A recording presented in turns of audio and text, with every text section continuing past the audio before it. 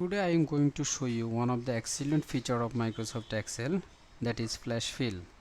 Flash Fill feature is available only in Microsoft Excel 2013 and the later on versions.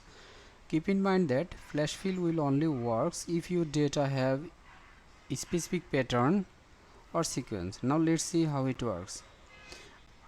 I have already filled a few data in an Excel sheet. In data you see there is two part, one is company code and one is employee ID. Now let's see how we can separate this using Flash Fill. In B column we write TMPL, and now you using Flash Fill feature. Click on data tab, click on Flash Fill. You see all data is already filled up. In column C we can use the second part of column A. Let's see E001. Again click on Flash Fill. You see all data is filled up. We can separate these two columns, even we can combine the column using Flash Fill feature. Let's check.